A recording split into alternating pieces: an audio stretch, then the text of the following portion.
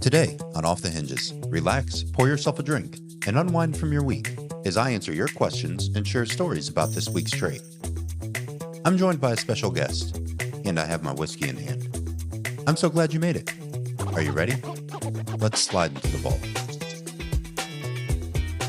Welcome to Friday. This is a special whiskey sipping glass today. It's got an Eagle Globe and Anchor on there in honor of this brother that I have, Boz. So the disclaimer up front, he's retired from the Marine Corps, but this isn't endorsed by the Marine Corps Department of Defense. This is just two brothers chopping up a virtue for your benefit.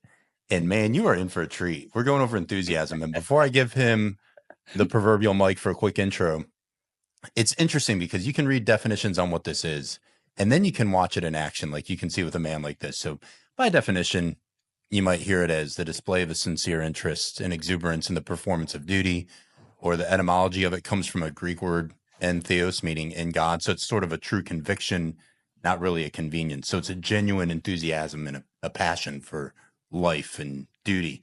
And that's sort of cool to hear where it comes from. But I think even cooler than the word itself is watching people who live it and embrace it. So Boz, I have saved my first sip of a really good Kentucky bourbon for you, my friend. Please introduce yourself to our friends. I'm excited for this one, man. Okay, and thank you, and hello, everybody. Josh, like you said, the bio is going to be available online, so I won't go too much into it. But almost the accidental Marine, and I might talk about this a little bit later, joined for 4 years, turned into 31, and then became a diplomat for 6 years at NATO Headquarters. Right. And so being a diplomat was great. So 10 years total at NATO Headquarters. And then recently just moved from Brussels, where the NATO headquarters is, to Maastricht. My wife is a principal of a Dodia school, and now I do consulting on NATO issues because if you've worked NATO, you understand it, but teaching others is an important thing. But I'll tell you, the most enjoyable part of my job right now is mentoring Marines and others all across the theater, across the NATO enterprise, anybody who will ask, and it doesn't have to be just Marines. It is sailors, airmen, soldiers. I do this all the time, and it's one of the most rewarding things I do, and I really enjoy it. And this wasn't easy. So I have to give the quick backdrop. So initially I had slated for my buddy Justin, who I told you he was the sergeant, my squad leader in my first unit when I joined in 2002. And Justin is now a Navy commander. He lives down in Stuttgart. He's worked with basically with the JSOC community for a while as an intel guy now.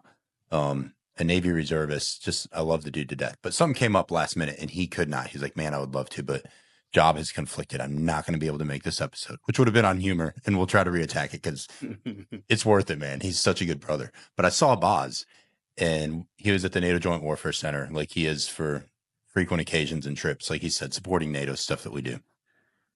And I was just chatting it up with him because that's what we do. We see each other in the hallway. We give each other a brother hug, and it sort of stops everybody dead in their tracks. And they're like, who are these maniacs stealing the show? And it's Josh and Boz being Marines. It's what we do.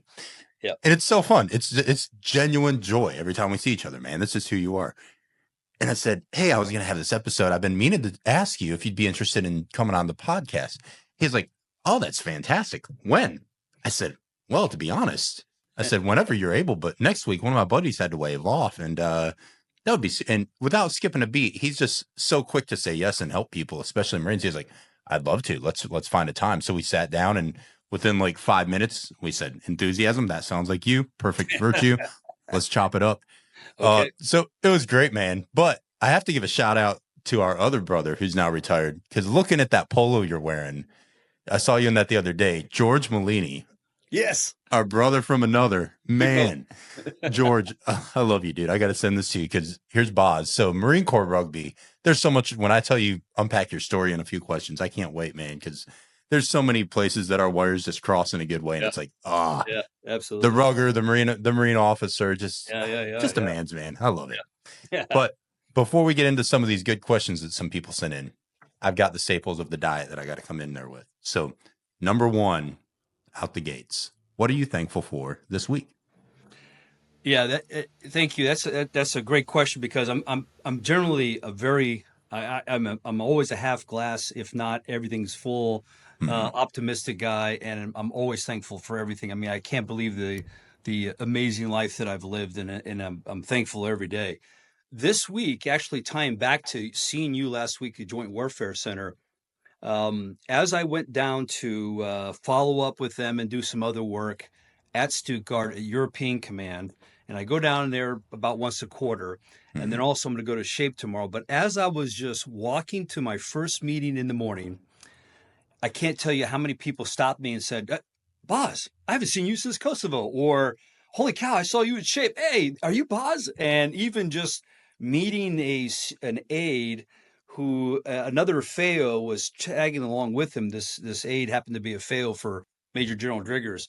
The aide was sitting there for a second. He goes, "Are you Boz, the guy who used to send out all these great updates from NATO?" I'm like, "Yes." He goes, "Sir, I've heard you speak before. This is it's amazing that we're running into each other." So what I'm thankful for is all that time I've spent, and really I'm a connector by nature. I think Simon Sinek or someone else has written a book on this about connectors, or even Mhm. maybe um, uh, Adam Gopnik. But anyway, I'm a connector by virtue and by who I am, and I love connecting the files. I love putting people together. I love introducing people to things and other folks, but just having that ability to just walk. And I had one of my cohorts from another life with me walking, and he goes, "Holy cow, you know everybody down here." Well, I said, "That's a stretch." But it was amazing to me, and it's always rewarding that people say, "Hey," and genuinely enthusiastic to see you, or like, "Hey, remember when we did this?" Or, "Hey, it's great to see you," not shying away or running away, or, Right. "Yeah, yeah, hey, boss, how you doing?" type of thing. And I'm not saying I'm everybody's favorite cup of tea, but that's what I was thankful for, that all that time and effort that I put into those kinds of things pays back when I need to. And not that I'm looking for favors or you owe me one or something like that. And I know when I go to Shape tomorrow, I've already sent out 4 or 5, 6 emails, and there's already like, "Boss, can't wait to see you. Hey, come on by the Right. office. Yes, what do you need? What can we do for you?" type of thing. So from Marines to other services to civilians who've been working for a while at NATO. So very thankful for that. And the reason why I was down at Landstuhl today is because I'm having my right knee replaced on Oh, Monday. And I know that sounds, yeah, it just after all the years of rugby and football and humping and baby, doesn't the body betray us the it, older we get, especially after this life? Oof. yeah, well, it's long overdue, and I'm Yeah. actually thankful for it, because it might tie into one of the other questions here in a second. But I haven't been able to run for a few years, but I do other things, calisthenics, stairs, Sure. whatever I can do to keep in shape. And I'll tell you, I'm looking forward to that. I'm thankful that it's finally going to happen. So, in a weird way, but I know I'm already looking forward to that 1 mile run that I can possibly do shortly, because as a Marine, you miss that thing. So anyway, Man, there that's you go. that's fantastic. Yeah. You are full of gratitude. But yeah, I appreciate that. And maybe we'll circle back to Launch Tool because that was an interesting, just random off Oh the yeah, yeah. cuff conversation we had. Just man, it took us back and that was a good connection. But I love that. And your reputation, I think your reputation precedes you. Yours precedes you in a very fantastic way. Like you said, it's not about everyone liking you, but it is so tethered to this virtue of enthusiasm. And you are a great connector and a good connecting file for people because you care about people and it's authentic. So Thank whether people like it or not, you're getting the same buzz every time.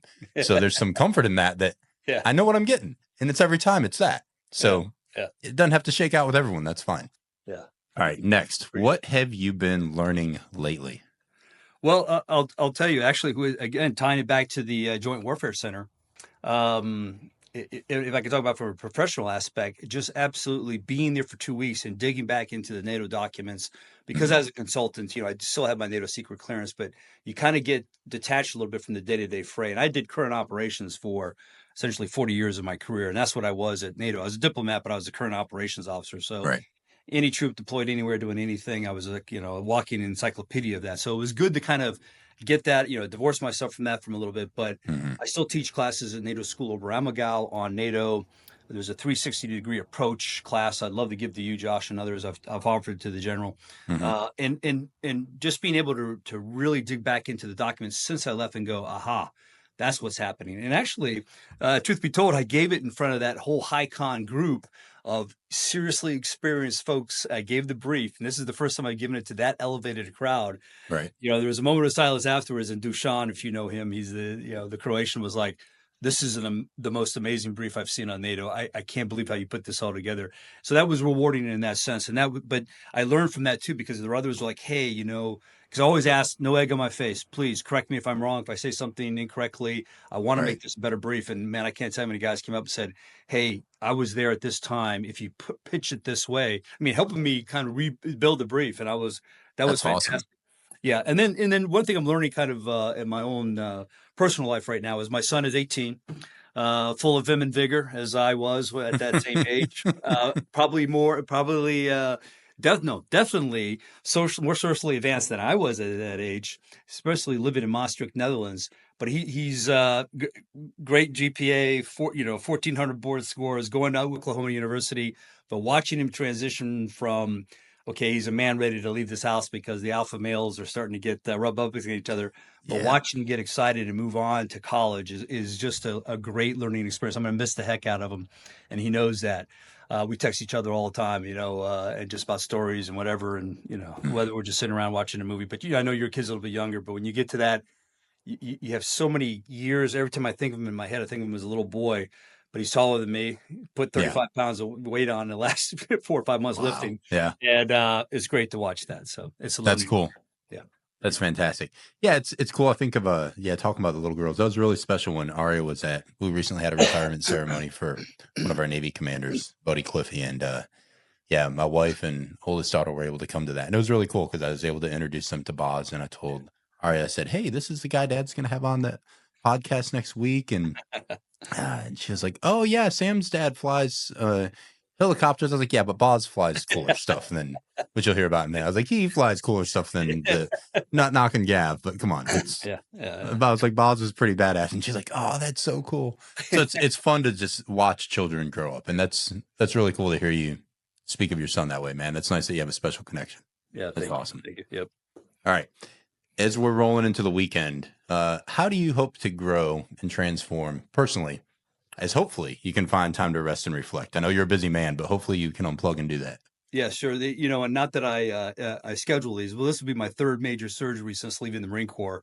Injuries from rugby, I get Yeah. jumping, whatever the case may be. So I'm going to go under knee replacement on Monday down at Landstuhl, and then I'll spend the night, come back up here, and I'll have 2 weeks at least, probably sitting on one of these couches behind me and Heather taking care of me. And so that's when I usually have a chance to actually just stop and go, okay, not off to a furious pace, flying here, running there, doing that, which I love. And I love how it keeps me busy, but actual time to just go, okay, let me take stock. Where am I at this first quarter of the year? Where do I want to go this summer after my son leaves? What do I got lined up? Right. I've got invitations to Marine Corps balls already in the fall. I have speaking engagements already lined up, so how will I approach those? And, what could I have done better looking back over the past few months? All the New Year's resolutions you always make. Okay, am I holding on to them? Am I doing them? Am I making them? And then actually just sitting down with having time with my wife, because my son's in the States right now visiting Oklahoma University. Just she has a hectic life as a principal, so just both of us okay. Let's watch the movies, drink some wine, and let's just talk, babe. Yeah. So that's what I'm going to look at for the rest and reflection. I'm a big reader too, Josh. The Marine Corps has a great reading program. Al Gray started one of the first, chiefs of a service reading list. I try to read a book a week. I average that. Sometimes I fall behind. Sometimes at the end of the year, I'm catching up very quickly. But that's one of the best sources or fountainheads of just, okay, yeah, there's a proverb from Patton, from an old proverb that Patton used to cite. If you want a new idea, read an old book. Yeah. And I can't tell how many times I'm reading something and go, gosh, why didn't I think of that? Or that's a great tool. Or wow, I forgot completely about this type of thing. So anyway, that's what I'm doing. Nothing new under the sun. Just Exactly. repackaged with lipstick on a pig sometimes, man. Exactly. Yeah. Absolutely. Absolutely. All right. Into what might be the best question of the night. And it's simple, but not because it's a great question, but I'm excited for the response. What is your story? Ready, set, go. If you look at my fun business card, now I have several, and I gave you this black one. But anyway, I'm going to read it to the folks. It says, Colonel Philippe D. Rogers, U.S. Marine Corps retired.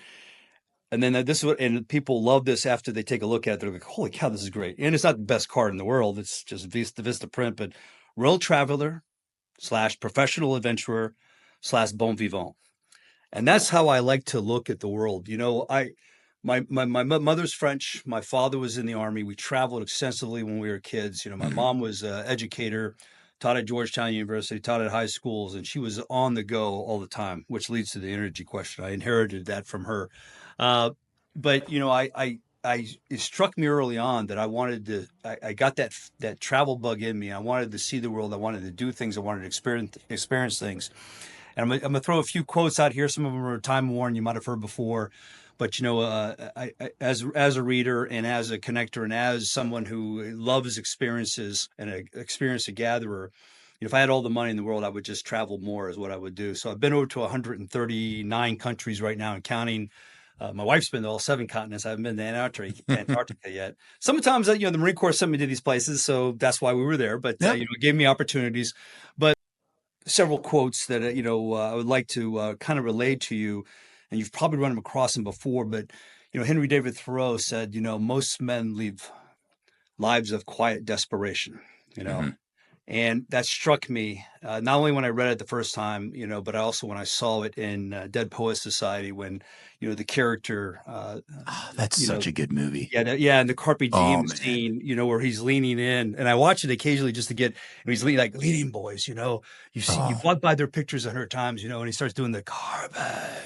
man, Robin Williams crushed that Yes, role. What a Carpe great Diem. actor. And then, Oh, when he says, live your lives extraordinary, make your right. lives extraordinary, seize the So day, good. boys. And Oscar Wilde said in All Things the Passion, Theodore Roosevelt was one of my boyhood favorites, The Man in the Arena. Mhm. Hemingway, which I read all of his stuff when I was a kid, have run with the Bulls and, Right. done a lot of crazy, good, fun things.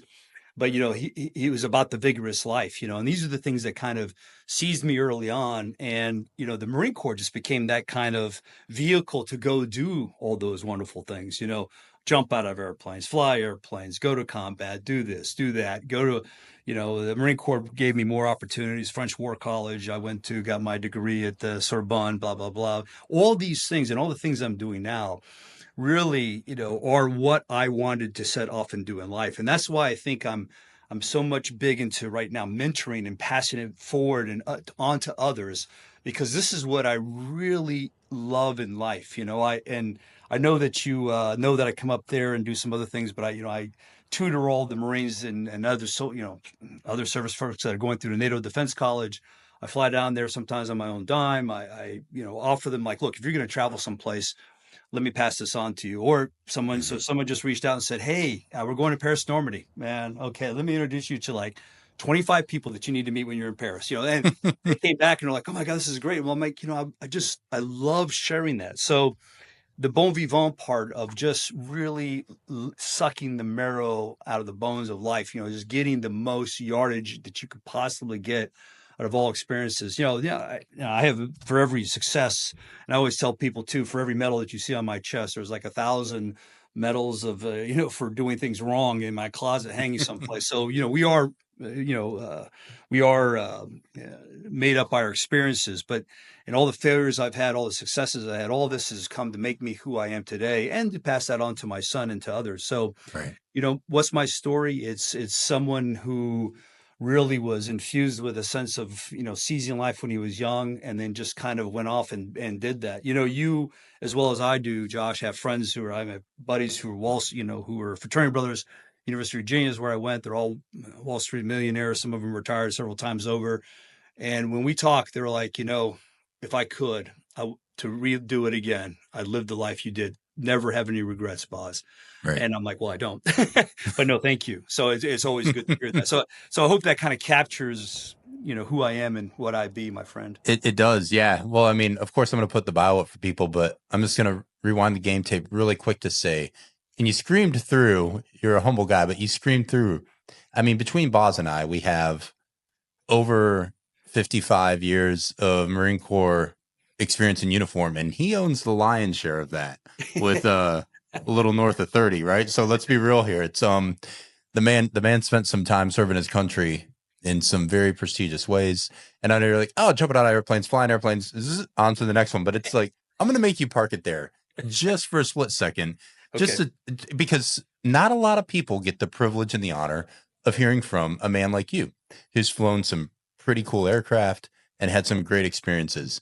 And wherever you want to take that, I'm going to press a little bit on that and say, unpack it a little bit more, because this is a rare experience for people to Sure. experience you.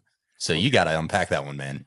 Okay. So I came in, and actually, the time when I came in, Rambo 1, believe it or not, was a big movie. So I Mm-hmm. wanted to go either become a Green Beret at West Point, There you or go. I was going to get a Marine ROTC scholarship. And, and I say this, and I teach this to Marines and others all the time in a leadership class I give. One door closes and another opens. Yep. West Point nomination. Back then it was a phone call. We didn't have email, but I remember I had just broken my collarbone playing rugby in high school. Mm-hmm. And first major broken bone like that. And I mean, if you haven't broken your collarbone, that's a significant injury. And I get this phone call, and they said, "Hey, are you Philip Rogers?" I go, "Yes." They go, "We might have a spot for you at Beast Barracks, which is the kind of the indoctrination to go to West Point." And I said, "Well, I broke my collarbone. I'll try again next year." And they're like, "Yep, no worries." So then I go to UVA, University of Virginia, and I have a Marine scholarship, and I just never looked back. And so Right. I recon. If that's jump out of planes and scuba bubbles and all that. And I had a gunnery sergeant there. He said, "Rogers, you seem like an aviator to me, more like an aviator." Okay, not knowing what I was really thinking or doing at the time, I took an aptitude test and actually got a flight slot. So back then, I just they gave me the flight slot, went off to the Marine Corps, and never really looked back. Now, I'll fast forward then. So I go to flight school, fly A6 intruders. Supposedly they're on their way out. We're going to take them to the Western Pacific. That'll be the last deployment, and then Desert Shield, Desert Storm hits. So Mm-hmm. rather, I should say, Saddam Hussein invades Kuwait. I remember showing up to my squadron, talking to Pighorn, who's an old Vietnam vet. I almost got that call sign Piglet because I was one of his favorites. Apparently, I didn't think so, but anyway, he says, "Yeah, they're scraping smoking. We're scraping the bottom of the barrel for if they take us to Kuwait." 1 week later, we're following a tanker out to Kuwait. Man. Desert Shield and then Desert Storm, day one, wave four, and flying and dropping a bridge in Basra. I am dash last on a 40 plane strike. Wow. And there's actually a little story I wrote about that, Josh. I'll send it to you just to kind Please of give do. you the story of that. And then so came back, flew somewhere around 30 combat missions. We come back to parades and all that kind of stuff, Westpac, and then I transition and I go to Air Naval Gunfire Liaison Company, What were which you flying at that time? A6 intruders. Cool. Yep. Okay. Flight of the Intruder is a famous movie and book if Yep. anybody wants to see that. And it was a Grumman Iron Works, I should say. And we could carry 28 500-pounders. It's the size of Mm-hmm. an F-18, which I flew later. Right. But the power on that aircraft was unbelievable. Ah, it's And beautiful. with 28 500-pounders, we were doing it more just to say we could. But we dropped Sure. a lot of iron. You've ever seen pictures of the Highway to Death? Mm-hmm. Two sorties that night, and it was the right call at that point in the war because it was just nonsensical. Then I went to Air Naval Gunfire Liaison Company. I heard about these guys as I was flying. I kept hearing the lightning call sign, and I talked to an XO who had served with them, and he said, "Oh, those guys are great. They're Yeah. forward air controllers, but they jump out of airplanes." So that's what I did next, and I was a company brigade platoon. It was called Brigade Platoon Commander, but it's a company command essentially as a captain. Mm-hmm. I was tied to the 75th Ranger Regiment and 29 Commando. So we would go where they went. If they jumped into Puerto Rico to do an exercise, we would go. We almost jumped into Haiti with them, but that invasion was cut off, as you Mm-hmm. may know. But to get a Marine combat jump is pretty rare. But what we Right. do is we provide universal fire support to the Allied and the Army forces. And so we would also work with 29 Commando, which was the Royal Marines, which had a 148 Commando Battery, which was a kind of a sister unit to ours, or Mm-hmm. in a different in their service. So about 29, 39 jumps with them. I can't remember exactly the number. I've got like 270 something jumps right now because I followed on. But after that transition to F-18s, we fly to a Westpac, which is a 6-month Western Pacific deployment. We Yep. come back, we go to Kosovo. Sorry, Bosnia first. So we were flying out of Aviano. I think I flew 53 missions there in the Balkans, and so this is more right after the Dayton Peace Accord. So we were helping keep the peace. Sometimes we would get Hmm. tickled by SAMs, what have you. So not active war, but we were flying what was considered red ink combat missions. Go to West Pacific, come back, and then fly combat missions in Allied force out of Tazar, Hungary. We're essentially flying F-18s out of Tazar, Hungary. We would fly, circle the field, and then push into Serbia and go do what we were supposed to do. So Yeah. this was the wildest thing in the world, flying with former Soviet Union aircraft, Hungarian MiG-29s on our wing. I mean, it's just a whole new world as far as that goes. Then I go back to Beaufort. Then I volunteer for a UN peacekeeping mission in the Western Sahara. That was one of the most unique experiences I've ever done. I was a team site commander in the Western Sahara, and there is a little known conflict that's been going on for a long time between the Moroccans and the Polisario rebels, former Spanish Sahara. 6 months doing that, and then to the French War College, École de Guerre in Paris. My daughter's name is Paris, as a matter of fact. And so then I, from there, went to European Command, and then back to F-18s and took the F-18s forward to, or I should say the wing forward. I was the operations officer for the wing to Al Assad, and then I was there for a close to a year-long deployment. And from there, the Naval War College, and then after that, Marine Corps Special Operations Command, and then Base Command at Camp Pendleton, and then to the Pentagon to be the Deputy Director of Operations for the Marine Corps. General Berger at the time, Brigadier General Berger. Soon, a few years later, be the commandant. I always tell him, sir, if I'd known you'd be the commandant, I would have come to work on Fridays, maybe showed up a little bit earlier. He always laughs at that. And then, but that was as painful as it was hometown for me. I was in Virginia. Yeah. As painful as the Pentagon was, that's where I got to know so many General Amos was my group commander as a colonel. So he pulled me up there, and it was, I served with Dunford and et cetera, et cetera. So anyway, then I went to NATO headquarters for 4 years to be the chief of staff and the deputy military representative. So I've kind of scrunched it in. I hope and then been somewhere in there, some places and met some people and done some stuff and things. Yeah. And then a special operations tour with NATO SOF in Afghanistan in 2015, some time in Horn of Africa. And then my last 70 days on active duty were spent in 75 days on active duty. Instead of taking terminal leave, I went to Afghanistan again and came back, ran my Marine Corps CFT and PFT one last time, and then retired. There you go. Nice. Thanks, man. Okay. So that's fantastic. We could talk stories, and we'll continue to, but this is great. Yeah. So this next question, we talked right before we started recording about a good friend of ours. So Jordan Holva was someone who I hosted on the show previously, and her husband Blair. So she's out of the Marine Corps now. Yeah. And she's doing a coaching thing and being a great mom, and they're fantastic. And Jordan is a Marine assigned to NATO as well. So another fellow major.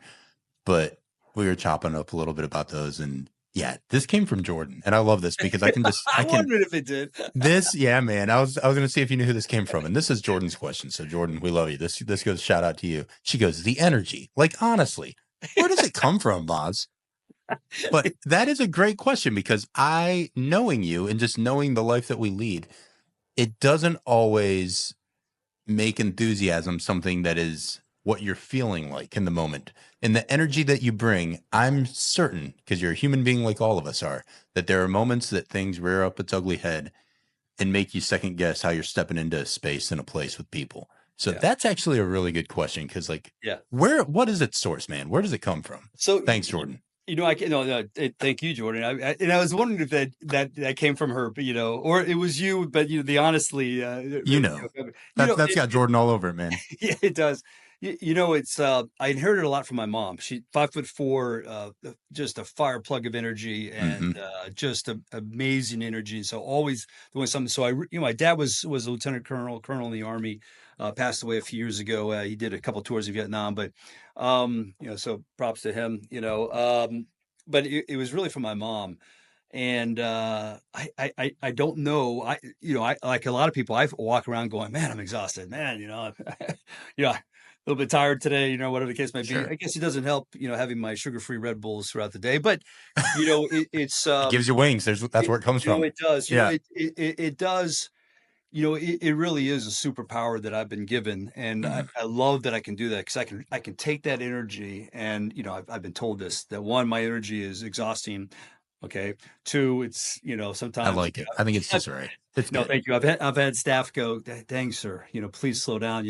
But then I've had General Berg go, dang, boss, can I get a little bit of energy in this cup? Yeah. God, and I'm like, thanks, sir. I'm just trying to keep up with you type of thing. So, but what I love about that energy is I can really focus it, harness it into things and make things happen, and Yes. we all have experience of taking over commands or being in a unit where morale is low and or sometimes you're just walking in, you can just tell right off the bat, like, okay, this is going to be a tough one to turn around. But I love when I have that energy and I can just make things happen through sure will. Now, what I have to be careful of, and I wrote a paper about this on a self-reflection paper at Naval War College, is what are one of my faults, is that I can make these things. I can make a unit come and follow me and we can go to, as one boss said, just make sure you're not going to Abilene and we're not wondering how we all got there. But what I need to do is make sure it's not just a cult of a personality or the boss. I need to also, and I did this at base command when I was there, to set up a okay, great that we have this energy, but for the next guy who comes in or gal, and the Right. next guy was definitely very different from me, but was very interested in all the things we had done and wanted to continue this at the base command, having all the fun we were having. I took over Camp Pendleton's headquarters of support battalion, and when I told the Marines, is look, it says battalion on the outside of the wall here, or fence, or sign. We're going to be the best battalion in the Corps. And they're like, Mhm. looking around like, I don't know how we're going to measure that, but we will.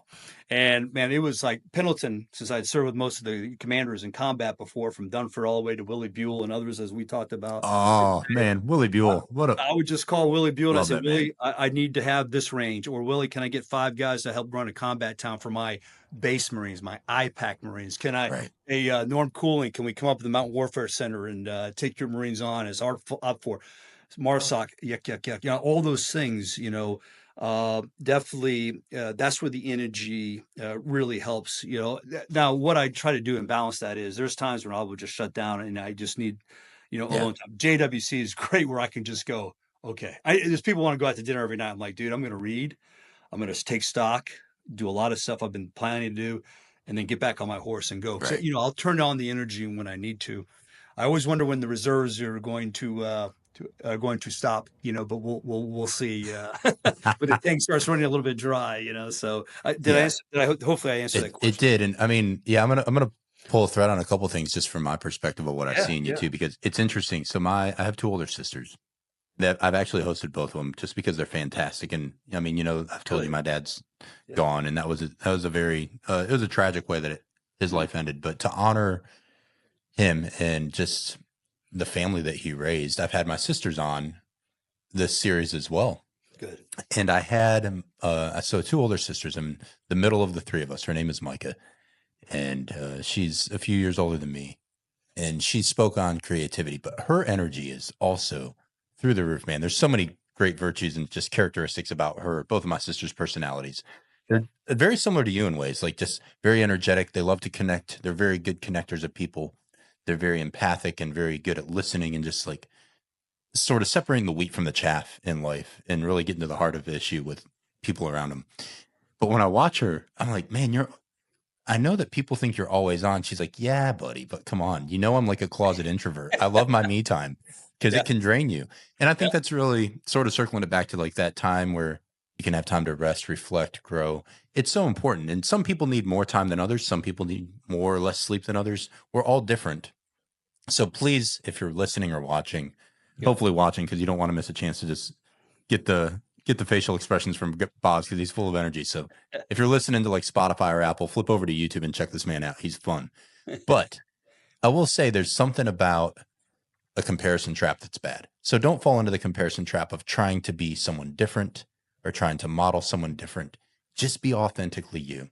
Bring the energy that you do have. Try to be real with it and try to, like you said, don't form a cult, but maybe cultivate. So very similar words, but just you're Yeah, cultivating right. something where if in Yeah, your absence and in lieu of you, can people still reflect that same ethos and that same spirit and that same energy that you bring to the table? And that's what hopefully I, as a father, am trying to instill in my family. Like if Josh is out of the picture, do they still carry on with this mindset and with this heart of really connecting with others, really bringing everything they have? yeah, And when I framed up on Monday the short little framing video, I had my 8-year-old and I talked about her sort of it's a parent, they call it like a parent student conference, the teachers there, but really the kids run the whole show and show you what they've been learning the past quarter to 6 months, whatever. And she is my oldest daughter, Aria, the one you met. She is such an enthusiastic, life-giving person, man. And to watch her explore very honestly the things she's learning well, the things she needs to improve on, just she was bubbling over with joy in life to show me and Laura what she's been learning. And that enthusiasm, part of it's a gift. Like some people are gifted certain things, and that is a gift of hers, is she is very life-giving.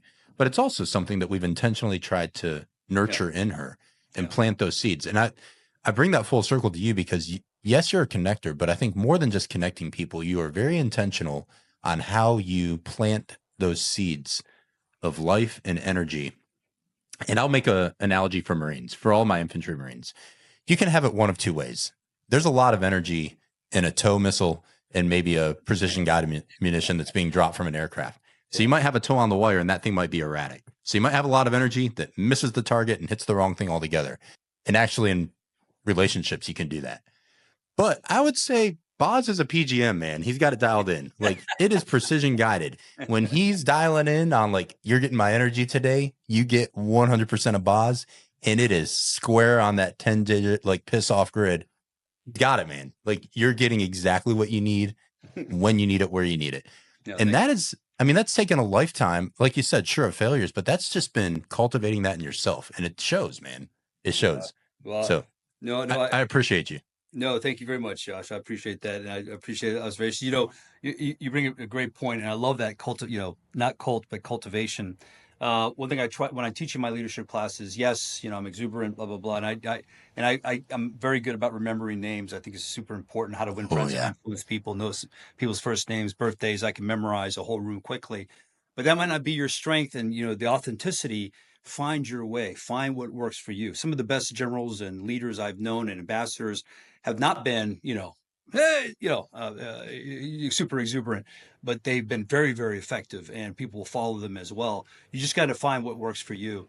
And, I'll tell you, when you bring it up to the attention and the laser focus, this is what really helps me as a leader. And it always has, if it's helpful here, is, when somebody steps into my office and I was definitely talking to this about with General Adams, sir, I know you're super important. But hey, Marine, this is the most important thing I have right now.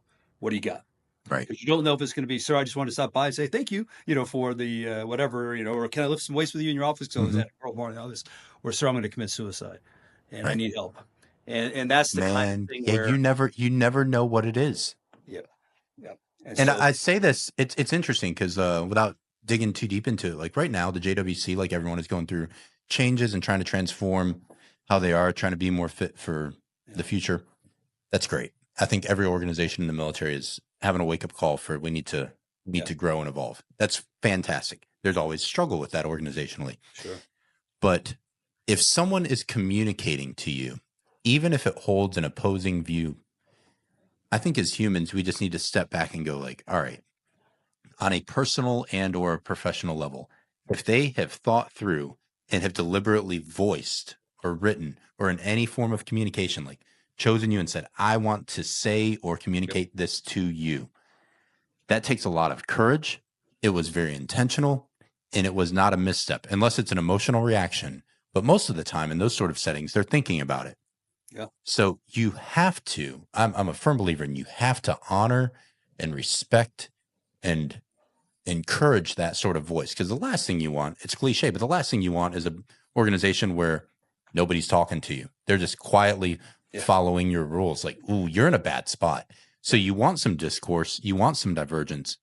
And I think you nailed it. As a leader, you don't know what that conversation is to that person.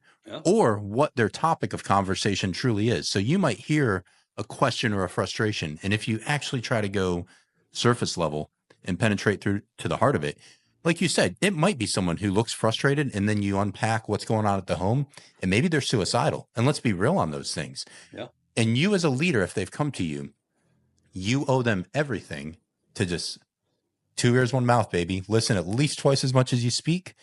And be all ears, all eyes on them. They are the most important in that space. Absolutely. And you nailed it, man. I think General Adams does it really well in a very difficult multinational environment. He's a really good leader. There's a lot of other Marines that have done it well, done it poorly, but chew the meat and spit the bones on that. But whoever you are, if someone comes to speak to you, whether it's me as a father with my girls, or as a leader with other service members or peers, or even seniors sometimes, like close the computer, black out the screen, put your phone away, turn and face them, lean in, eyeball to eyeball, don't dance around, and just listen and say, how can I help you? How can I listen to you? How can I serve you? Whatever your, like you said, whatever your thing is that's authentic, bring it. And then just sit there in that space in a pregnant pause and let them be with you. And man, you do that well. But that's such a powerful point that I hope people don't glaze over, because we need it. We need it in a very technology infused space where everyone's hustle bustle. Like, people just need people, man. Yeah. That'll never be replaced. Yeah, absolutely. And you know, and I had a CEO, Prick Speeds was his call sign. And you know, and I, God bless him, he passed away, but you know, he helped mentor me very, you know, when I was a young stupid lieutenant and young captain, and he was like, "Boss, it's a people business. Yeah, we got machines. Yeah, we fly stuff and kill people, but it's a people business," you know, and that was his voice.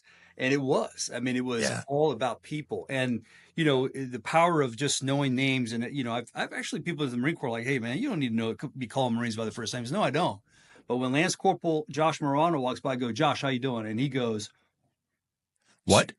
So you know, you're right there, Dad. Like, "Hey, I just want to let you know, Mrs. Morano, whatever, you know, your son's fantastic," you know. And I get like, you know, he was a former Marine. He's like, "I can't believe a colonel or a captain or whatever rank wrote me," you know. Oh my God, you know, you've hooked, you know, and you've got that human touch, you know, that sometimes we lack. Yeah.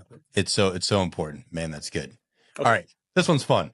So where does the name Boz come from? Okay. So you can have a lot of call signs in the aviation community. You sure can. Actually, in the Marine Corps, you can get some really bad ones. I was going to say, maybe this is, let's keep it like, you know, if it needs to be editable for. So I was, you know, I've, you know, guys who, you know, I won't go into why, but they were flamer, you know, pisser, vapor, you know, call signs like shag, social hand grenade. There's a whole bunch of them. And some of them are so comical, or some of them are so fitting. Sometimes it's just your last name.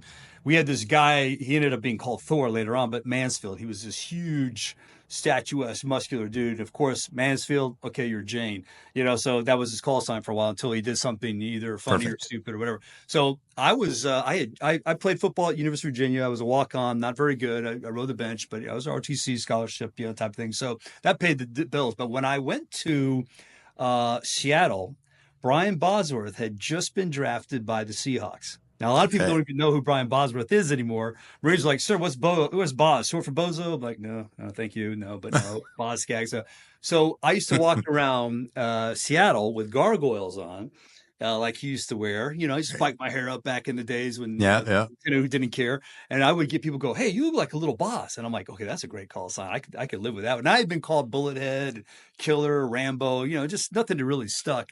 And then the instructors, what happens, you have a kangaroo court, and that's when you're officially anointed your call sign. The instructor is like, "Everybody in favor of Boz? You are now Boz." And it's just been Boz ever since. And I know people who, my dad would call me Boz, actually. I know people who do not, if you said, "Do you know Phil Rogers?" They no. "Do you know Boz?" "Yeah, I know Boz, of course." So the Boz is stuck. Yep. The call signs are gifted. Never chosen. Yep. You are not Maverick. You are not tough guy. You get what you get, and you don't pitch a fit, or you do, and who cares? Because that's what you get, man. There you go. Okay. So perfect. Thanks for asking. Well, kangaroo courts are very similar to just like, there's a lot of tethers between the aviation community and rugby. I mean, true. Come on, and it's funny because like the last time I took a sip from my drink here, and I noticed. So I'm gonna show you something for those that have never been to like a rugby social or kangaroo courts. So this was ingrained in me with my first rugby club, because we're holding our drinks, whether it's a beer or a mixed drink or whatever. And I was holding it like this. And a guy came up to me and he goes, "You know what, Josh, because I like you, I'm going to fix you instead of embarrassing you in front of everybody." He said, "Put at least one of your fingers underneath," because he said, "You're new to this team. And if someone comes up and can take their glass or their cup, hit yours on top and knock it out of your hand, you owe a drink for both teams. So you owe a round of their choosing for both sides of the pitch." And he Yeah. goes, so what you do when you hold your drink so you can control it, you put a finger underneath so you don't drop it. And I was like, oh man, I don't want to buy drinks for everybody. So it's almost like the indoctrination of even now on this Yeah. episode, as I take a sip, no one's even here to knock it out. I guess it's just good safety That's awesome. precautions. I hold That's my awesome. drinks like this so they That's don't awesome. drop. That's But it awesome. started with rugby, and then I'm going like, you're gonna have to buy a round for both sides of the pitch today. And I was like, ooh, I don't like that idea. So that's what it made me think of. There's your No, kangaroo court moments. that's great. That's great. All right. So this is a great question. Next, how does your enthusiasm best serve others? And I like the end of this. Yes. And how do you protect it from being performative? That's Yes. a great question. So thanks for sending that in. And I had never heard that second half of that before. That's great. I will tell you, the enthusiasm is definitely, like I told you, a superpower, and it wasn't even something I necessarily considered a trait. You know how we have our fitness reports, and there are Sure. old fitness reports had all these traits you're supposed to have, but almost every fitness report I started receiving when I was a younger one, lieutenant captain, he's a knucklehead, he can fly A6s, blah blah, Mm-hmm. halfway good, type of thing, but it would always be Captain Boz Rogers' enthusiasm is contagious. And I would Mm, see that as I kept going, and it's not something I asked. And at first I was like, we always worry about velvet daggers and kind of backhanded compliments, but it was like, no, Boz, you truly are. And I just thought, I mean, I'm just making my way through the squadron like everybody else is. But that was what I found to be actually very helpful, in the sense that, not that it got me promoted necessarily, but what it was a recognition of, hey, here's how you affect the unit. Now, there's a lot of great leaders. Well, there's poor leaders, but there's a lot of guys who are stronger, faster, better pilots, better this, that, officers. But that's one I didn't see too often with others, or that was one I knew that I was always being recognized for, was my, well, leadership, but also that, the enthusiasm. The right. enthusiasm is contagious.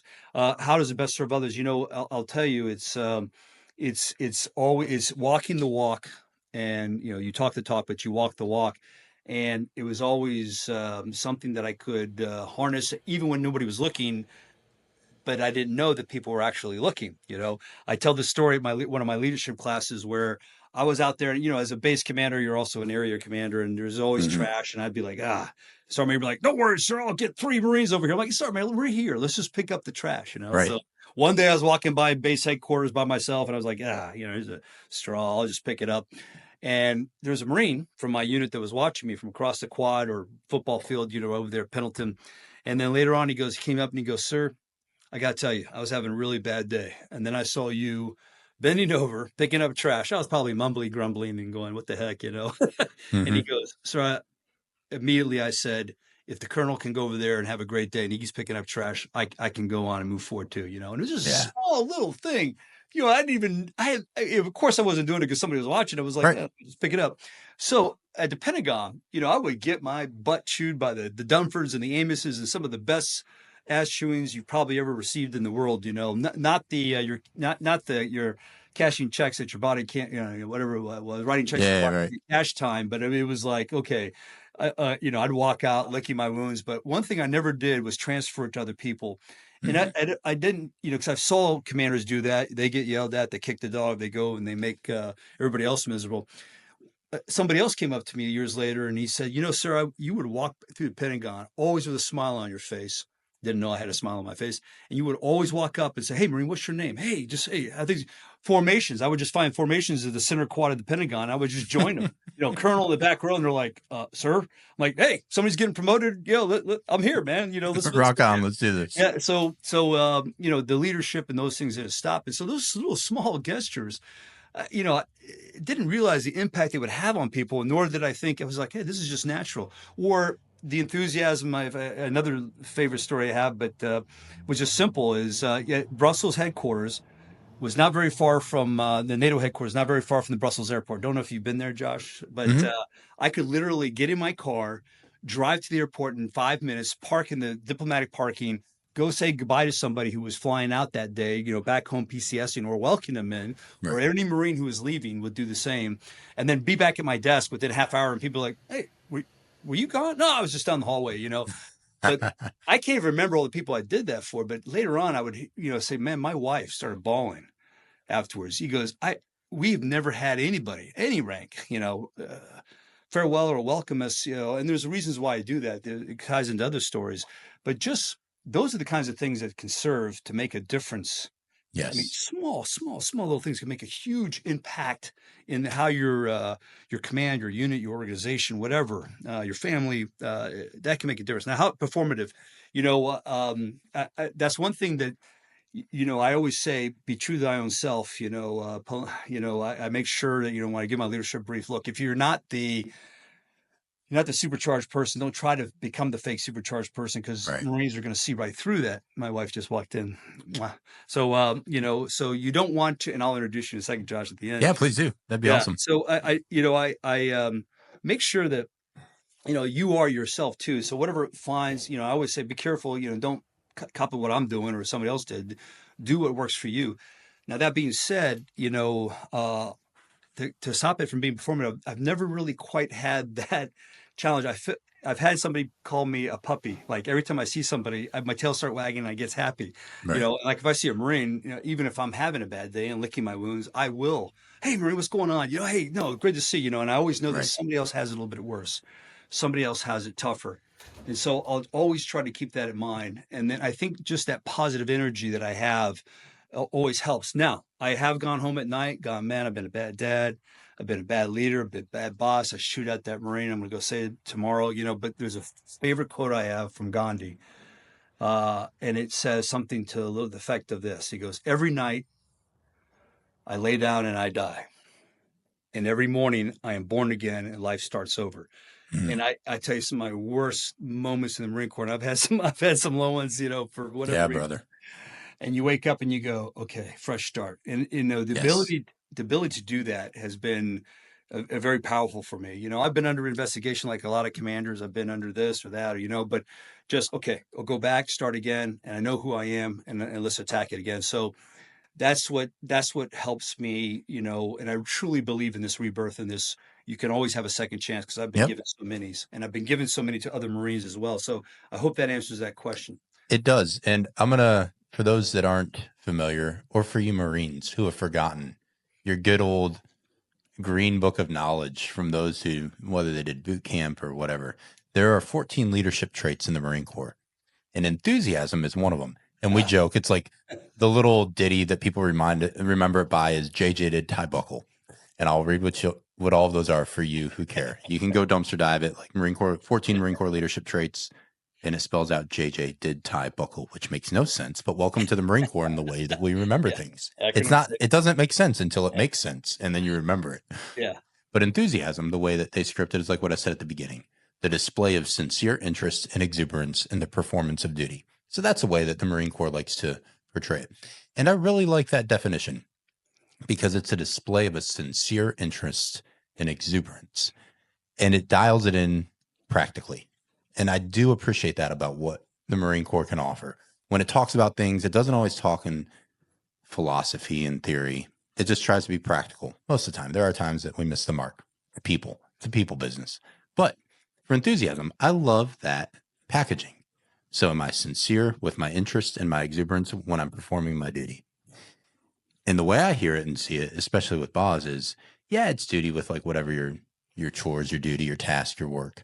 But your duty is really to those that are around you. So whoever you come into contact with, especially as you start climbing your corporate ladder, climbing the rank structure, whatever you're doing, is you're progressing in life and more people are watching you. Your duty is to everyone you come into contact with, like them, their development, their success. That is your duty. As a leader, they are your duty. So are you sincerely interested in them, and are you exuberant for them, not for your own benefit? And I think when you think of enthusiasm that way, it's almost impossible to be performative when you actually care. I'll read the other ones just so that the people know, so they can hear them, right?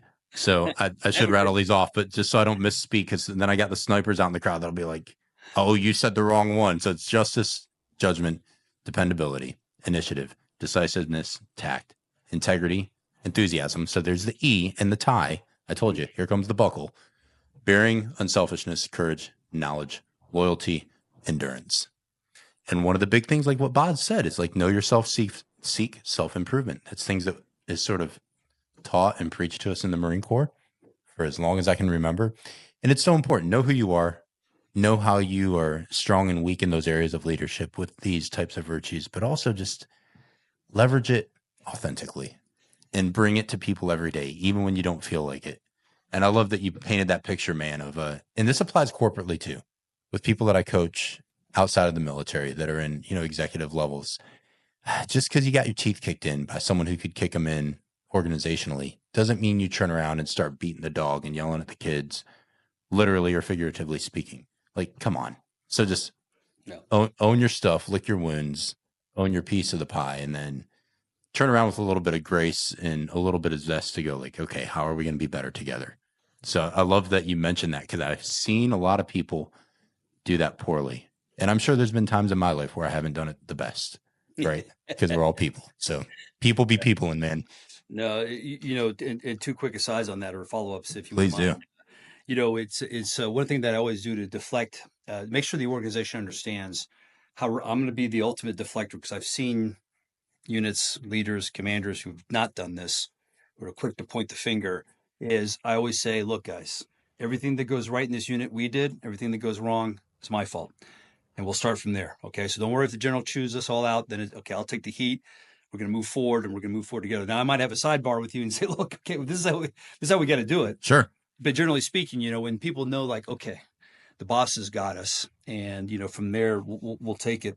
And I point back to the old timely favorite. I don't even, might probably in the 30th edition or something, but how to win friends and influence people. Mm-hmm. Just that, and I think they've even expanded it. But just that, if you spend 10 seconds to 1 minute speaking to an employee a day, you have made the biggest change perhaps in your life. Because you know how it is. If the 4-star walked up and said, hey, boss, or Josh, how you doing? You'd probably Right. go home and was like, hey, honey, the boss knows who I am. And he said hi to me The today. man spoke to me, or the Boom. woman, or And whomever. when I was a captain and I would used to give my a Marine's favorite beverage to him down on the flight line, I say, hey, Marine, I know it's your birthday today. Here you go. And I remember one Marine going, dang, sir, you're a captain. And you came all the way down here to give me a 6-pack of beer? Wow. I mean, he was generally like, Right. gobsmacked. And I was like, well, not that big of a deal. Okay. But, it's those small little things that can have strategic impacts for a unit and make the difference. And my coin, I'll not to use too many props, but I struck my own coin and I gave you a copy. I gave you one too. Yep. But one thing that I love alliteration, and one thing I always touted was I love, in this case, three C's is how I tell Marines I'm going to lead them. And what I try to hold myself is I'm going to challenge you. You join the Marine Corps. I'm going to challenge you to be a better Marine. You want to go to MARSOC, we'll get you to MARSOC. You want to be 4 years and then go off to college, we'll get you there. Mm-hmm. Challenge. We're going to make you, whether you're IPAC, a candlestick maker, a baker, a grunt, we're going to make you earn your keep as you signed up for to keep you Right. invested. Champion. Again, if you want to become a drill sergeant, I'm going to show you the path how to become a drill instructor. Sorry, I said sergeant for the Marine, for the Army, but anyway, drill instructor. If you want to go officer route, I'm going to tell you how to get there since I've sat Mm-hmm. on boards. If you want to be the best citizen ever and go to college, I'll write you that letter or rec. So that's the challenge, the champion, and then change for the better. We're going to make you a better citizen at the end of this day, because that's what the parents in this country have given us, the youth and the future of the nation. We're going to make you better Yep. Marines. And I'll tell you, when you tell a Marine who's a terminal Lance, I know the comic, and you get Marines who are just okay, I'm gonna do my 3 and out. And I'm talking to Marines all the time, sir, how do I get to corporal? How do I do this? Or sir, I'm getting out. The rest of your life, if you're a Fortune 500 CEO, they're going to go former Marine, Lance Corporal, Fortune 500 CEO, blah blah Right. blah. And as well as I do, there are very many famous people who are buried in Arlington Cemetery. They were actors, they were politicians, and all it says was Lance Corporal, United States Marine Corps. So, Yep. It's powerful, man. Absolutely. okay. Next question. So, Another good one. 2 more left, but this one's a good one. I like, speaking of the challenge, I'm glad you brought that up. It segued nicely. What challenges your enthusiasm the most, and how do you counter that challenge? some of that I've already talked to a little bit of. Yeah. I lay down at night and I wake up and I'm rejuvenated in the morning. But what challenges it? When you get particularly difficult situations, could be combat. I was actually on a combat deployment and we were so miserable because of the command climate, and it was just a shame. We're in the tents in Aviano. Wake up in the morning, you look up, there's the Alps. We're flying combat missions in the Bosnia, but we had a CEO who just just wasn't a people person, and it just went down the chain of command, and you could just feel it every day. I was the senior captain in the unit, so I stood up to the man, and the man slapped me down a few times. I was even put into hack, which is house arrest, confinement, or something like that. I can't Sure. remember. So I wasn't allowed to go off base for a while for something silly, but essentially because I opened my mouth. But in any case, you have to remember that it is not a sprint. Sometimes it can be tough. It's a fast marathon or it's a long distance run, and you have to look towards the end. What are the goals? What are you trying to strive for? What are you trying to do? At this point, I think it's also important to call mentors, because early on in my career, I would call, a General Amos, who was Colonel Amos back then, or Prick Speeds, and I remember calling him and saying, "Hey, sir, I know you told me not to join these units because of this particular commander. I did. I'm flying combat missions, so I'm in theory happy." Yeah, but I'm in hack, and he goes, "Boz, it's time to remain dynamically inconspicuous." Meaning bust your butt, low, just keep Right. off the radar, which I did. And Yeah. then turns in we had a complete reversal of fortune. We had the most wonderful CO named Sluggo Butler come in and lead us and change completely overnight the tenor and tone of the unit. So you have to find, this is when you go back. Not everything is rosy, not everything is great. Hmm. Sometimes you have to go back to what your basics, what makes you fundamentally you, the foundation, as you talk about, and that's who you are, bedrock person. I Right. still found a way. Even as miserable I was on this deployment, and it's miserable. I mean, it wasn't Sure. bad, but I would still say happy birthday to Marines. I still knew all the Marines' names. I would still make sure they were taken care of. I would still, et cetera, et cetera. Hmm. And they pay that back in spades.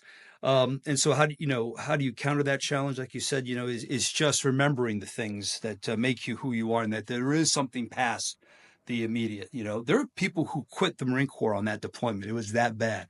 Yeah. Stop flying, refused to, go back. I mean, it did not re-enlist. And that, one of the things that you were their re-enlistment officer. Everybody's in charge of re-enlistment. Everybody, not Hmm. just that one guy who's a career planner. You are responsible for the re-enlistment rates in your squadron. You are the responsible for making sure they succeed.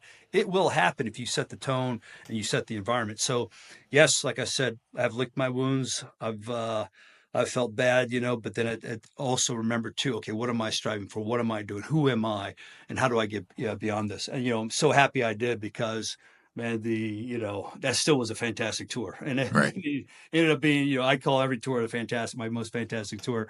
I've been called out on that before, but they are. And in each way, they are special, and they make you who you are. I look back on 31 years and I'm like, man, so many freaking wonderful experiences, so many mentors and teachers and Marines who taught me. If you look at the bottom of my bio, I don't know if I put it on that one, my passions are re-enlisting Marines, promoting Marines, running with Marines, Oh, jumping. it's on that one. It's Yeah. Okay. fantastic. Okay. Got it. I mean, whenever Everything Marines, all of them. Yep. at a ball, I just say, skip all the other stuff, just say that. And people start laughing, but then I talk about my love for Marines. So there you go. Yeah, that's fantastic. Right. I'm gonna add a Josh perspective in response to this question too, because even Please. though someone sent it in, it's interesting because I 100% concur with you. And when I read this, when I had one of the viewers send it in, it hit me differently. And we talked about this a little bit before we started recording, but I don't always, the challenge, I don't take it in a negative light, like, oh, this is like some evil trying to thwart my enthusiasm. Sometimes it's just real life. And I had posted about it on the different social media accounts the other day because it hit me like a ton of bricks, man. So like I said, Boz was at the Joint Warfare Center with us, and I had the honor of being a part of one of our shipmates and Navy commander's retirement ceremony. This guy had done, 28 years in service, 4 years in the academy, so 32 years serving his country through the Naval Academy and service, and a fantastic brother, really full of energy, brings 100%. So I really respect Cliffy for just who he has been. Great man. And I'm sitting there, and of course they asked the Marine, hey, can you help us with side boy stuff? Yeah, fantastic. And he's like, hey man, you're the Marine, so you're going to be dialed in and squared away. So just call the commands, do the things. Yep. And then he asked, hey, we have one of our Air Force Lieutenant Colonels emceeing the thing, but can you do the passing out of the flag for Old Glory? Because I just feel like that needs to come from someone like you. So let's just take a combat vet Marine to talk about Old Glory. He's like, I know some of your exposures and experiences. And like Boz and I were talking, there was time he just said he came from launch school. This year, it's been 20 years since I was a non-commissioned officer. Before there was Wounded Warrior Battalion, before there was any of the Wounded Warrior regiments, there was the MAR 4 Year Hospital Liaison Team that was taking care of the wounded Marines, sailors, corpsmen attached to Marines coming through Germany from the combat areas. And that was such a young formative NCO time of my life that as I'm reading this, and I'm going to read this piece too, but like when I think of what challenges my enthusiasm, because I was starting to read Old Glory and I was enthusiastic, giving it the tone, giving it the flavor it needed. And I'll kick it over to Boz in a second to see his perspective because he was listening and I could only hear what was in my own head. But I hit this line and Boz and I had just talked, so it was fresh on the mind, had just talked about launch tool the day prior. And I had been thinking about a dear friend of mine who's going to be coming up on an upcoming episode. Her name is Michelle Peacock.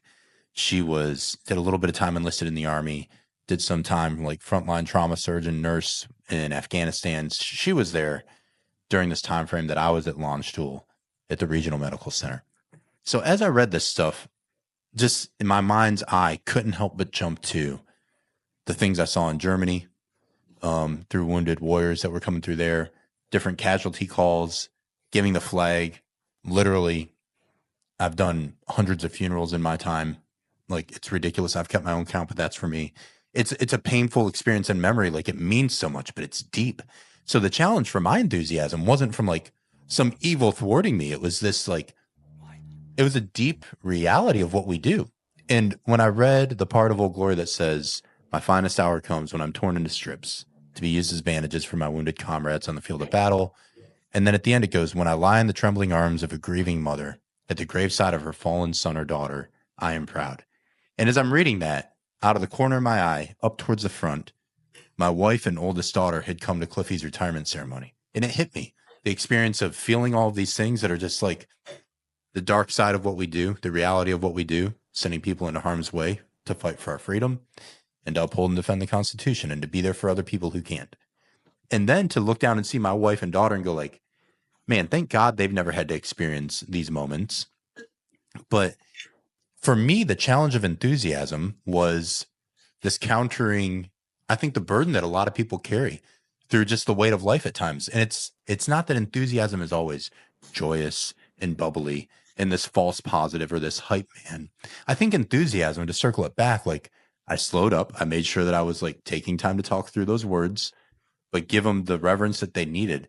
But I would say even in that moment when it took me to memories that were sort of painful and the stark reality of what we do, I still was enthusiastic because I came with a very intentional exuberance to pour whatever my heart was in that moment into that for the benefit of others, to honor them, to respect them, and to show transparently who I was on the inside.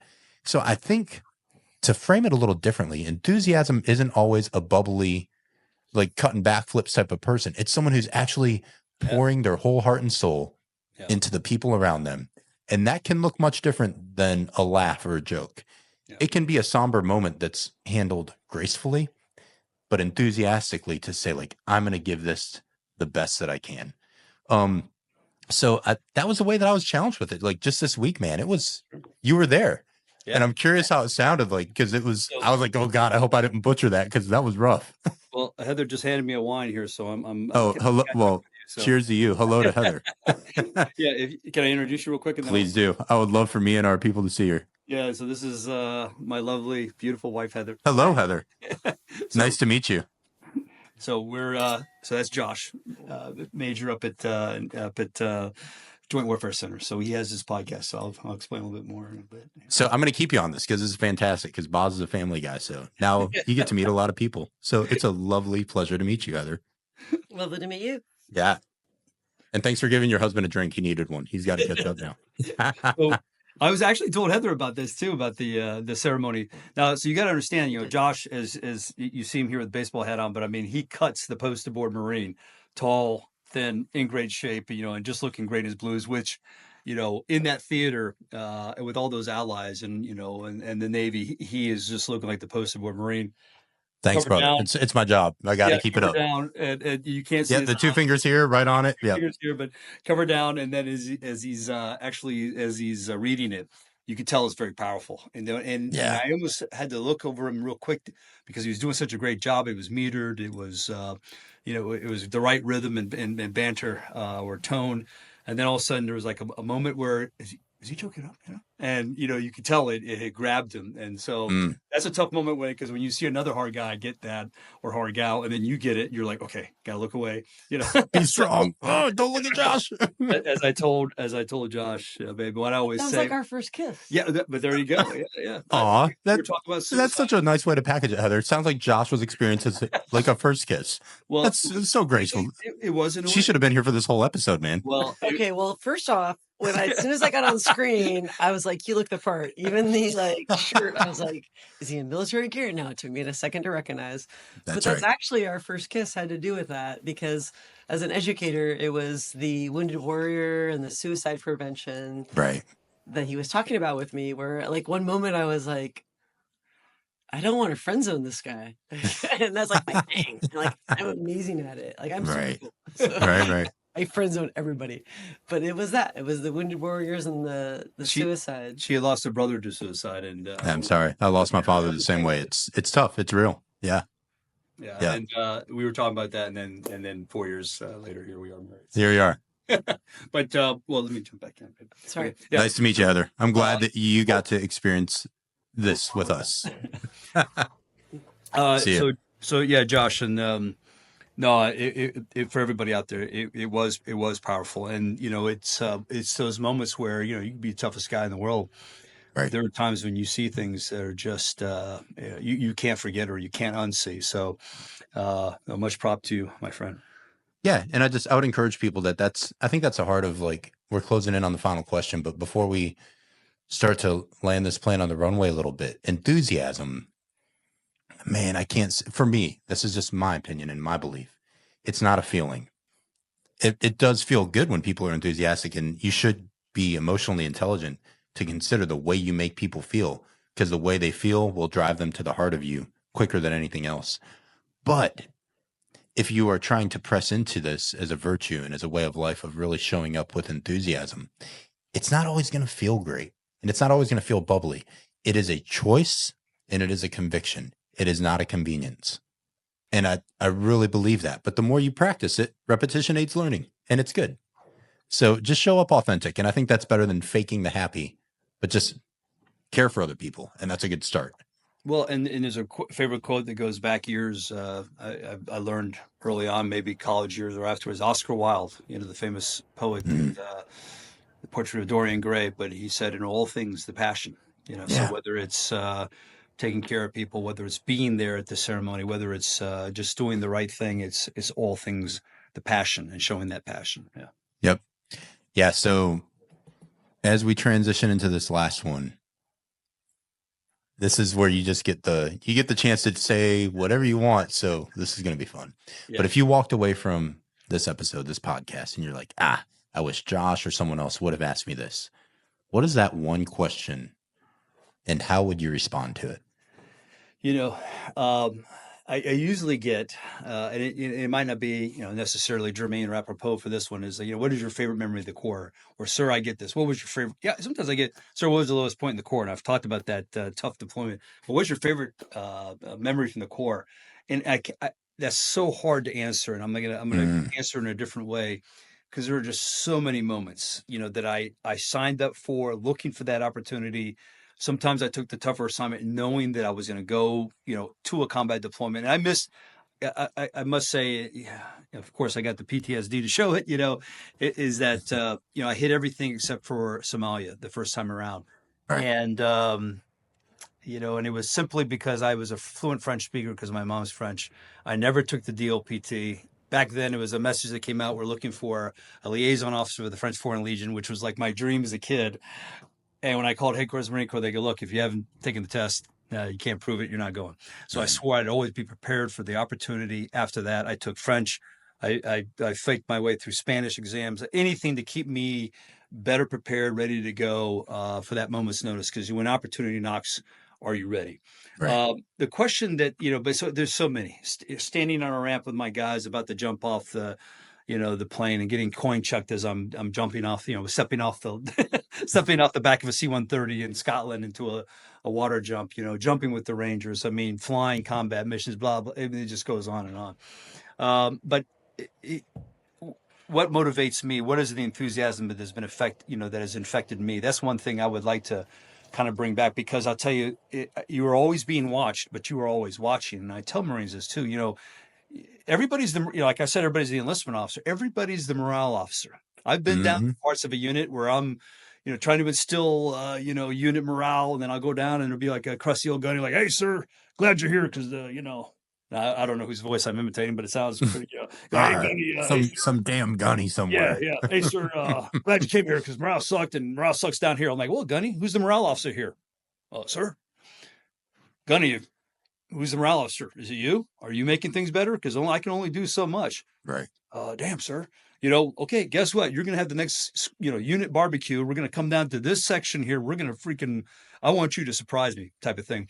So, but I can't tell how many times I've been enthused by, I'm having a bad day or I'm limping along or, something either literally or figuratively. And someone will say, "Hey, hoorah, sir," and then just boom. Josh, seeing you is always a breath of fresh air where someone's like, it's like two kinetic, masses meeting, it's an explosion, man. Most people are trudging around JWC like, and I'm like, "Hey, I'm happy to be here, man." And "Hey, Josh," type of thing. And so when it's me, you, and General Adams all together, it's almost like there's just too much in the room. One of us has to step out. In a good way, but it's so much. They can't handle it. But, not necessarily question that, but it's something I always think of too, or I try to impart to others is like, hey, I will empower you, corporals. I will empower you, sergeants. But I want to see you motivate me. And when I've given, sometimes I've said, "Sergeant Major, we're going to back off. The NCOs and the NCO Association that we created are going to run the ball this year." "Sir, we can't do that." "No, Sergeant Major, just watch." And I'll just tell the NCOs, surprise me. Show up and go, "Oh, wow." My family readiness officer, who almost fired when I go back when we used to have him, but I gave her a second chance, brought her up, and then she said, "We're going to do a beach bash." I said, "I just want to show up because I trust you, Rebecca Gamboa. And when I show up, I want to be surprised." And man, I walked out on that beach at Red Beach down there, and I was like, "Oh my goodness! Yeah, please tell me this is illegal." But oh my God. And she became, or don't tell me. Please don't tell me it's illegal. She became family readiness officer of the year, so to speak. We put her in for a Marine Corps wide award, and she won it. And it was just, it was amazing to see when the enthusiasm had become contagious, and now they were infecting me with that enthusiasm, which just pushes us all along. And right. I still get not as much anymore because it was 2008 to 2010, but I still get Marines who go, "Sir, that's the best unit I ever belonged to." And we're talking about a base unit, which normally doesn't get that. Absolutely. And I that's one of the proudest moments I can just walk away saying is like, hey, and it even reached up, not that this mattered, but I'll leave it with this cool story. I had those NCOs. They ran the unit for a week. I said, "Guys, at the end, towards the end of my command, you are going to be in charge of the unit. Training command, training day, you will run everything. Sergeant Major and I are going to go down and just going to hang out down at the, I don't know, whatever, the hangar or something like that." Sergeant Major of the Marine Corps Carlton Kent comes by, and he's looking for me because we knew each other from previous life. He walks in and he sees Sergeant Vogt sitting behind my desk. He goes, "Sergeant Major, can I help you?" And he goes, "Where's Colonel Roger?" He goes, "I'm the commanding officer today." And Sergeant Major Kent just loved it. He goes, "That's so amazing." He goes, I hadn't seen that in so many years. So, you talk about, he's now a senator. Vogt is in the Maryland State Senate. So he is and he was Marine Corps Times Marine of the Year. So anyway, that's amazing. What a brilliant story. I'll leave with that, Josh. I love it. As we close this out, I'm just gonna unpack a couple things that I heard from you that just resonated with me, because it's so true. You shared your three things, like when on your coin, you challenge, you champion, and then you change for good. And of course, things in threes and things in alliteration. But when I hear you saying with the NCOs specifically, people that I've coached or that have been to my site have seen the tagline that I use: empowering culture, engaging curiosity, energizing creativity. It's catchy. I remember it because it's alliterated and it's easy. And things in threes are just easy. That's the way it works. Yeah. But the empowering culture, like when you talk about the NCOs, that resonates so deeply with me because, as a former staff NCO, and when I had my company command especially, I did it with Golf Company 27, but when I was the weapons company commander at 27, and I had the best senior enlisted team you could ever have. So my company ops chief at the time was Master Sergeant Tracy Brown, And my first sergeant at the time, who's now a retired sergeant major, just retired recently at the beginning of this month, Tyler Nichols. So I had 2 E8s. It was just a powerhouse infantry weapons company, man. And I talked to them, and I got buy-in from my platoon commanders and, of course, from my staff NCOs, one of whom is now a Marine gunner. So these guys have just gone on to just crush life. And I'm not saying because of me, but we did have a really special culture in 2-7 and Havoc at that time. And I would say second to none, because we weren't second to anyone else because of the NCOs that we had. And I say this to encourage NCOs, like, you just appreciate and embrace and seek out and demand being in charge, demand being the backbone. And I know this is diverting strictly to like a Marine Corps thing, but if hopefully some Marines will listen to this, and hopefully I'm going to get some of my staff NCOs to share this with their NCOs so you can hear from a really good leader like Boz that, man, when we were sitting there, I said, hey, any training package that a platoon commander brings to me, I love these guys, but they better be smart. They're 0302s, they're infantry officers. They better be tough as nails and intelligent. That's what I expect. And I love them, but if the NCOs didn't make this training, and if they didn't sort of get the back briefs with their platoon sergeant, and then my senior tactical advisor, my company ops chief, who's an 0399, like, then I'm going to tell them, no, we're not doing the training, because if your NCOs didn't develop this, then my answer is immediately no. I don't care how good it is, because I want them leading the stuff and the things, because that's the type of unit that we're going to be known by. And man, the first live fire brief that the battalion had when I took over the company, and I had my NCOs briefing the battalion commander, battalion XO, battalion sergeant major. And of course, sergeant major's just like through the roof excited that NCOs are briefing this and not the platoon commander. And he was there and he knew his stuff and he was answering like for the safety and all this. But it was just a beautiful thing. And so I think to tether it back around with enthusiasm, being invested in people, and to maybe bring it home for people who aren't military, wherever you are organizationally, or even just in a family, if you're not a working person, but you're just at home, little things like what my wife did today resonates with that story that you just shared of NCOs. Because today, what was she doing? She was having my 8-year-old, my 6-year-old, and my 2-year-old do laundry with her. And it wasn't a punishment. She made it fun. So it wasn't this smothering, draconian, like, you're going to do laundry. She said, hey, I want to teach you how to do laundry a little better. The real reason is we've been frustrated with how many dirty clothes they have in their hamper every day. But it wasn't a punishment feel. It was like, hey, we're going to do it together. We're going to take time. We're going to fold clothes together, show you how to do this. And you're going to start doing this on your own, teaching them a life skill, teaching them to appreciate you probably shouldn't have that many dirty clothes. That's a fact. But all these little things, it's empowering someone who is maybe organizationally or experience a little bit behind you and a little bit beneath you. And I think as a leader, regardless of whether you're a man, woman, child, like, find those spaces where you're enthusiastic to like pour into others, to make opportunities for them to grow. And like you said, Colonel Boz isn't sitting here today. I'm your commanding officer. I am the sergeant. Man, what a cool experience for a dude to look back on that. And like you said, now he's in politics, like he's moved on from the Marine Corps. But I promise you, he remembers you in the best of light for that. Yeah. And it didn't take that much. It was just a thoughtful leader that said, I'm in a position where I can empower you. And that's what I'm going to do today. Have fun. And I think that's a great gamble to take, man. You always bet on people. So as I close this out, every episode is this is first and foremost for my wife and little girls, because regardless of anyone else listening, Aria, Alessia, Karina, and of course Laura, I love y'all. And one day I hope you value and appreciate the time that Dad and his friends took to just pour into real talks about things that really matter for you. So if no one else heard it, you will. And you're really everything to me. So that's sort of where the buck stops for me. That's my target audience. So I love y'all. And I'm so glad that your wife was able to come on, because people need to see that, man. An experienced, hardened combat vet like yourself. And your wife walks up and you give her a kiss and you literally physically step out of frame and make space for her. And I will not edit that out, because behind every strong man, there's a strong woman in a marriage. Just the way that I view marriage. And I'm not trying to get into some controversial thing, but there's you and your wife. And it's the way that I saw it. Behind a strong Boz is a strong Heather. And behind a strong Heather is a strong, loving, supportive Boz. And the two are one, man. And that is such a beautiful picture of a life that can be sustained, is what you guys just modeled in that really quick snippet of her stepping into screen. So that's not going to get snipped out, man. I'm so glad you brought her on, gave her a kiss. I'm glad she finally gave you a drink to join me with. Cheers. Have a good weekend. Semper Fi to you, my brother. Have a good weekend, friends. Cheers. Thanks for tuning in to this episode of Off the Hinges. Don't forget to follow Foundational Coaching on your favorite social media platforms. Kick off your Saturday with me tomorrow morning at Coffee and Reflections on Substack, where I'll share my reflections and stories on the weekly virtue. I'm honored to be a part of your story today, and I'm proud of your growth, my friend.